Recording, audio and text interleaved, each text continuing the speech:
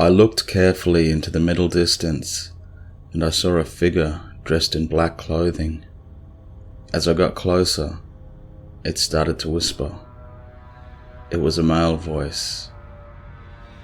It said that it was going to take me back to its lair in the mountains and eat my flesh and see what my body was made of.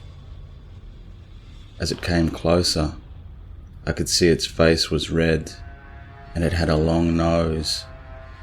His eyebrows were thick and he talked without moving his lips.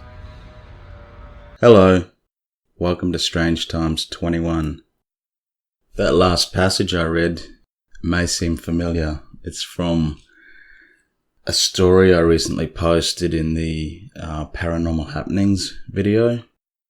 The reason why I've put it up here is because I've been holding on to that story for a long time, and a friend of mine, an online friend of mine, this is probably over a year ago, she drew this picture, and I always wanted to use it for that story, but because I decided to add that story to an audio-only video, I couldn't use the picture, so I thought I'd throw it up here, because it's pretty cool. Really creepy looking picture. And it suits the description perfectly, I reckon. So cheers to you, I won't say your name. Okay, let's kick this off with a story about an Australian crypto cat. The discovery of a large feline print in the Blue Mountains has reignited speculation of a mystery big cat. For many years, the legend of the Blue Mountains panther, a mysterious feline that has been sighted by numerous witnesses across a large area of New South Wales, has continued to endure. Now a local exploration group, known as Blue Mountains Explore, has claimed that it has found actual physical evidence of the creature in the form of a giant paw print situated in a remote location. Group member Kobe Bryant remains adamant that the stories are all true. Quote, "It's definitely out there and it definitely exists," he said. "You can't get out there with a car, so we had to take our bikes and also walk. Usually when you go to the more popular tracks, you see shoe prints everywhere, and the branches have been cleared. It was very clear to us that no one had been out there." After documenting the find, the explorers contacted the Australian Hunting Association for advice and were reportedly told that it was unlikely that the prints belonged to a native species. If there really exists an exotic big cat roaming the wilds of New South Wales, it's possible that it, or its progenitors, escaped from a circus or were released by an exotic pet owner. Some have even suggested that the creature could be a Thylacoleo. Some have even suggested that the creature could be a Thylacoleo, a supposedly extinct species of giant carnivorous marsupial that roamed Australia thousands of years ago. Check out those Thylacoleos. Pretty mean looking animals. Look at the teeth. They've got giant dew claws, I guess. They use all 5 toes or fingers or whatever. Unlike modern, I don't know if cats do these days, but I know dogs don't. They got that little useless dew claw hanging off the top of their arm. A failed thumb. And sticking with the theme of the Thylacoleo, I should be able to say that. I've practiced it quite a few times. Thylacoleo. And sticking with the theme of that, I happened to come across a story that talks about how fairly recently, when I say recently, I'm talking about still ancient past, but there is evidence in a cave carving in Australia that humans and the Thylacoleos may have actually coexisted The footprint on the cliff face. Malcolm Smith wrote in his 1996 book, Bunyips and Bigfoots. See, he calls it Bigfoots for plural. Okay, I'm sticking with Bigfoots. It's not big feet. Right. Cheers, Malcolm. And Malcolm says, if you visit Carnarvon Gorge in central Queensland, as thousands do, you will come to a cliff face where the Aborigines have carved the footprints of numerous animals. Only a sign erected by the National Parks and Wildlife Service will alert you to the fact that one of them is not referable to any known animal. However, a keen cryptozoologist will immediately recognize its similarity to a footprint found north of Cardwell, nearly 900 kilometers away. Carnarvon Gorge consists of a spectacular complex of gorges, now served by a large number of walking trails. The cliff faces and rock shelters also feature spectacular examples of Aboriginal art, the most spectacular being on the hard-to-access art gallery. Carnarvon Gorge is not easily accessible to a person like myself acting alone. However, in 1978 and 1986, I booked excursions with companies providing camping tours of the canyon. Because I had taken a large number of photos on my first visit, I left my camera at home for the second visit. I could have kicked myself. Here is an extract of my diary for Saturday 29th of March 1986 from his second excursion.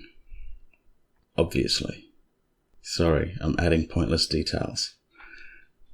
At the time, we had done a complete circuit and were heading back to camp. Quote, it seemed only reasonable to continue on to the art gallery, which was 5.6 k's from the campsite. The trouble was, the trail was very hot and tiring. Beyond the 10th Creek crossing, it rose ever upwards. Sometime after noon, we came to a stairway in a cliff in the rocks, and it was the only shady spot, so we sat down to eat our packed lunch.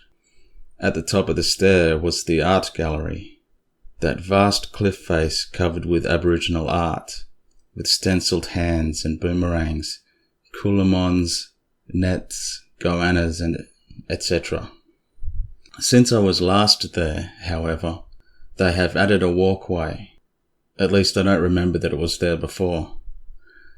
Without the notices on the walkway, I wouldn't have seen the spirit figure or realized that the most common engraving represented a vulva. The sign also pointed out an engraving of a 5-toed paw of an unknown animal. I immediately remembered the footprints of the North Queensland tiger, or otherwise known as the Thylacoleo.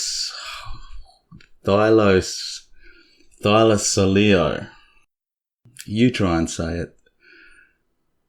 And when I was looking for the photos of this, of the art gallery, I noticed this. I wonder if that's the track he's talking about. He goes on to mention that although he hasn't been back since, a friend of his contacted the park in 2016 and asked for information about the 5-toed paw print. Apparently, none of the staff were aware of it. The old sign which was there when Malcolm toured the site had since been removed, and with it, the knowledge of the engraved paw print. So possible evidence that these, I'm going to call them Queensland tigers. So there's possible evidence that the tigers and man coexisted. I think that's pretty interesting. And another cryptid. I call this simply the Dolphin Thing. This creature appears to have the head of a dolphin and the tail of a tadpole. It has sharp, fanged teeth, but no eyes, which has prompted speculation that it may have emerged from the deep waters of the Pacific Ocean, where no light penetrates and eyes aren't needed. Locals found the bizarre creature on the Destiladores beach. Locals found the bizarre creature on the Destiladores beach on the Pacific coast of Mexico. But as yet, nobody has been able to identify it. Initially, people thought it was a dead dolphin until they got closer and realized it was something completely different. None of the locals interviewed by local media could recall ever seeing anything like it before. It certainly does look freaky, but if you look closely, you can see a little indentation where the eyes are, or were. And if you add eyes to it, you can see clearly that it's a moray eel. But it does look very strange when you first see it. And lastly, I have another cryptid sighting. This one happened in California. Birdlike Creature. 60-year-old California resident Richard Polk reported that in the fall of 2009, he had an unusual run-in with a winged humanoid in La Habra. Quote, "I went to a Halloween party, and it was Halloween night. No shit. And by the time I got home, it was around 11 p.m. I was down at a friend's house until maybe 1 a.m. Actually, I should take that no shit back because I think he's trying to stress that it was nighttime, not daytime. So I apologize to you, Richard Polk. I shouldn't have been so snarky. Let us continue. I was down at a friend's house until maybe 1 a.m. and I came out, and as I was walking towards my house, I was on the left side of the street. From there, I walked down the street maybe about 150 yards all the way to the other side of the T cul-de-sac. When you come in, you've got to go left or right, and they're both dead ends. As I was walking, I got to the part where the T comes in from the road. That only left me another 50 yards until my apartment. As I'm walking, I hear a ticking, like tick, tick, tick, tick, tick, tick, fast. It was something that was moving. Poke continues. As I was walking on the sidewalk, I looked over to see what it was, and at first glimpse, all I caught was pretty much just feathers. I couldn't see the face. It was probably only 15 feet away from me. I was on the sidewalk, and there's maybe 3 feet of grass, the curb, and then there were parked cars. It was running maybe 5 feet from the cars, down the opposite way. The first glimpse I got was in between the cars, and as I'm looking to the right, it went past the rear of an old station wagon. And my second glimpse of it was basically the legs up to about maybe the stomach. Not quite all of the feet, but I could see the calves and the thighs. It was not even 4 feet tall, at the most. As I get the second glimpse of this thing, right away I'm like, what the heck? I came around in between the cars and it's past me. And I looked back down the street, and that's when I saw this thing go running away. When I was standing on the sidewalk, how many times has he mentioned that he was standing on the sidewalk?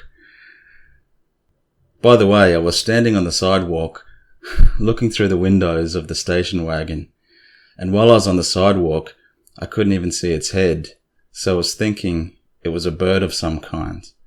Maybe a roadrunner or a peacock or something, I thought, while I was standing on the sidewalk. Sorry, I'm being a dick today. Poke continues. I've done a lot of hunting, and I know my birds, he explained.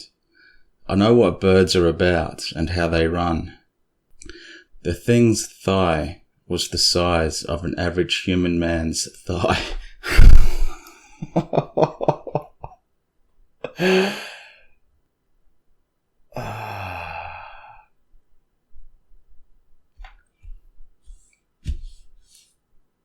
Keep going. Keep going, Chris. Keep going. So it was the size of a man's thigh, but muscled.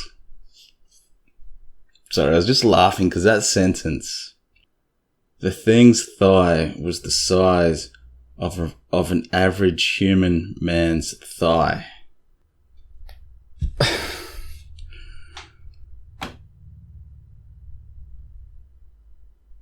Anyway. Okay. Sorry, I just had to stop for a sec. The thing's thigh was the size of an average man's thigh, but it was muscled, and the calf was the same way. Its feet were the size of a human man's hand. Why are we calling it a human man's hand? Why don't I edit this stuff? It's killing me today. Obviously, it's what other type of man do you get? Like a lizard man or something. It had 3 claws, but they were very strange looking. There was no hair on the legs, but they looked pockmarked, and there were long single hairs here and there. It was just a quick glance, but the vision in my mind of the legs is so vivid. Did I mention I was standing on the sidewalk when I saw the legs? As it ran away, I could see wings that came down almost to the ground, Poke continued. I never really saw the face, but when it ran between the cars, I remember thinking, I didn't even see a beak. If it was a bird, it would have had a beak, and I would have been able to see a beak.